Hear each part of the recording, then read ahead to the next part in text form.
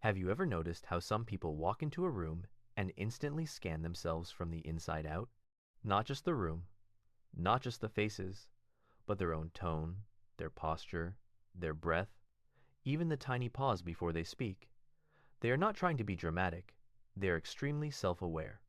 And it can look like confidence until you get close enough to see the weight of it. Because being deeply aware of yourself is not just knowing who you are. It is watching who you are while you are being who you are. It is hearing your own thoughts, comment on your own thoughts. It is catching your own smile and wondering if it was real. It is noticing that you said yes too fast and feeling the echo of it in your chest. Here is the psychology behind it. Extreme self-awareness can be a superpower, but it can also be a quiet trap. So if you have ever felt like you are too aware, too tuned in, too conscious of every move you make, this is going to feel uncomfortably familiar. Point 1. They do not just think, they monitor their thinking. This is called metacognition. It is the mind observing itself. Most people have thoughts like weather, they pass through. But the extremely self-aware person treats every thought like evidence. Why did I react like that? What does that say about me? Is that my insecurity speaking? Is that my ego? Is that fear? They analyze in real time. On the outside, it can look like maturity. On the inside, it can feel like living with a narrator who never sleeps. The narrator keeps score. It praises you when you are calm. It punishes you when you are messy. It whispers, "You are doing it again." And the more intelligent you are, the sharper the narrator becomes. This connects to something called self-monitoring. Self-monitoring is your ability to adjust your behavior to social situations. High self-monitors are skilled at reading the room. They can be charming, they can be diplomatic, they can be adaptable. But extreme self-awareness can push self-monitoring into over-control. You start performing your own personality, not because you are fake, but because you are trying to be precise, trying to avoid regret, trying to avoid being misunderstood. And here's the twist. When you monitor too much, you lose spontaneity. You hesitate. You filter. You correct yourself mid-sentence. You feel the moment slip away while you are still reviewing it. Point 2. They feel the spotlight effect more intensely than most people. The spotlight effect is a cognitive bias. It makes us believe people are noticing us far more than they are. For an extremely self-aware person, this is not just a passing thought. It is a constant background light. Every laugh feels evaluated. Every silence feels interpreted. Every facial expression feels like a headline. So they become experts at microsignals. They read eyebrow movements like subtitles. They notice a half-second delay in a reply and their brain fills in the story. I annoyed them. I sounded needy. I talked too much. I should not have said that. And the body reacts as if the threat is real. Tight stomach, hot face, fast heart. A nervous system that thinks social risk is survival risk. This is why extreme self-awareness is often linked to social anxiety, not because the person is weak, but because they are paying attention with too much resolution. Like a camera zoomed in so far, it starts shaking. They do not just feel a moment, they zoom into it, they freeze frame it, they replay it. And replay creates rumination. Rumination is repetitive thinking that goes in circles without solving anything. It feels like problem solving, but it is actually emotional looping. The brain keeps returning to the scene to try to regain control, to rewrite it, to make sure it never happens again. But the cost is peace. Point 3. They are unusually sensitive to inconsistency inside themselves. If you are extremely self-aware, you notice your contradictions. You notice when you crave attention but hate being seen. You notice when you want love but pull away. You notice when you say you are fine but your shoulders are not fine. This is self-insight, and it is rare, but it can create cognitive dissonance.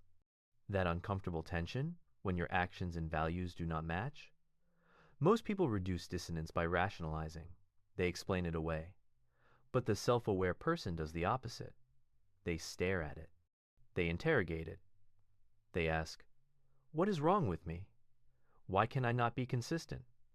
Why do I want two opposite things at once? Here is the truth. Humans are inconsistent. You can want growth and comfort at the same time. You can be brave and afraid in the same hour. But when you notice every inner conflict, it can feel like you are broken. And that is where perfectionism sneaks in. Not the loud perfectionism of straight-A students, the quiet perfectionism of emotional purity. I should always be calm. I should always be kind. I should always be sure. Those are should statements, a cognitive distortion, and they turn self-awareness into self-punishment. This is also where imposter syndrome can show up, because you see your own doubts so clearly. You assume everyone else is solid. You assume everyone else knows what they are doing. You forget that other people have uncertainty too. They just do not narrate it out loud. Point 4. They often became self-aware as a survival skill. Not everyone is born this reflective. Sometimes it is learned. If you grew up in an environment where moods changed quickly, where approval felt unpredictable, where you had to read small signs to stay safe, you trained your attention on people and on yourself. You learned, if I understand what they want, I can avoid conflict. If I control myself, I can prevent rejection. That is a form of hypervigilance. It is the nervous system staying alert for danger. And it can create a strong emotional intelligence. You become good at empathy. You sense tension before anyone says a word. You can name feelings that others cannot name. But the same skill can make you exhausted, because you cannot turn it off. Attachment theory helps explain this. If your early relationships taught you that love is conditional, you may develop an anxious style. You track signals. You overinterpret distance. You feel responsible for keeping connection stable. Sometimes they even rehearse a goodbye in their head, just in case the warmth disappears without warning suddenly. Extreme self-awareness becomes a way to manage that fear. It says, if I catch my flaws early, I will not be abandoned. If I anticipate their reaction, I will not be surprised. But healthy connection does not require constant scanning. Safety comes from repair, from honesty, from learning that you can be imperfect and still be cared for. Point 5. They confuse awareness with control until they learn a better skill. This is the biggest turning point. Extreme self-awareness can trap you in your head. You become a detective in your own life, always gathering clues, always analyzing motives, always checking your emotional temperature. But awareness is not the same as wisdom. Wisdom includes acceptance. It includes the ability to notice without gripping. That is the difference between rumination and mindfulness. Mindfulness is awareness with softness. Rumination is awareness with fear. So what helps? First, name the pattern. When you catch yourself overanalyzing a moment, say it plainly. My brain is scanning for danger. That simple sentence separates you from the thought. It turns the narrator down. Second, practice self-compassion. Not the cheesy kind, the practical kind. Talk to yourself the way you would talk to a friend who is trying.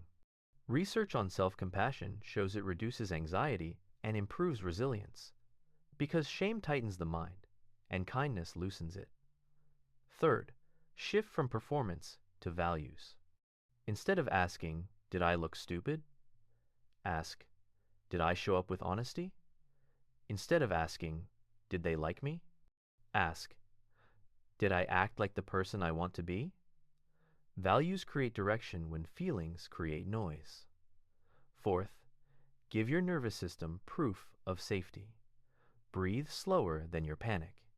Relax your jaw. Unclench your hands. Your body is the steering wheel of your attention. When the body calms, the mind follows. And finally, allow small, imperfect moments on purpose. Say the sentence without rehearsing it. Let the pause exist. Let your voice shake a little. This is exposure. It teaches your brain that being real is not dangerous. It teaches you that you do not need to micromanage your humanity. If you are extremely self-aware, you are not too much. You are not broken.